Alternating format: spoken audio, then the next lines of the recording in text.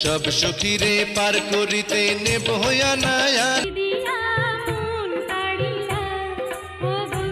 চোখের সে ভাষা বুঝতে হলে চোখে একটা সময় এই বাংলা সিনেমার গানগুলো শোনার জন্য চিঠি লিখে অনুরোধ করা হতো বাংলা বেতারে।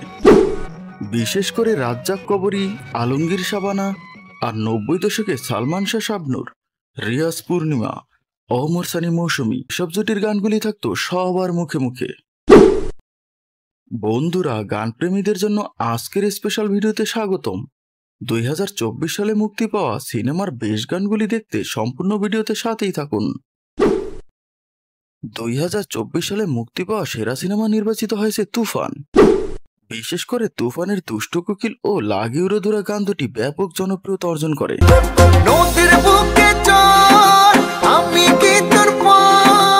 এছাড়াও ট্রেন্ডিং এ নাম্বার 1 থেকে রেকর্ড করে গান দুটি। 2024 সালে মুক্তি পাওয়া দারুণ একটি গান হলো বিসর্জনের ব্যথা। আমি বাতাস, তুমি আমার উস্কে দেয়া আগুন, তুমি ছিলে।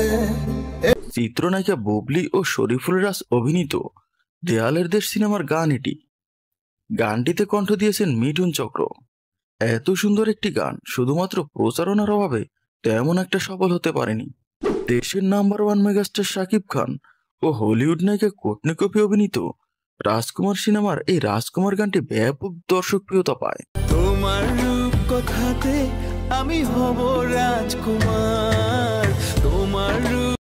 শিল্পী বালাম ও কোনালের গাওয়া গানটি 37 মিলিয়ন ভিউ হয়েছে। এবার দেখব শাকিব খান ও বলিউড নায়িকা সোনাল চৌহান অভিনীত দরদ সিনেমার এই ভাষাও গানটি।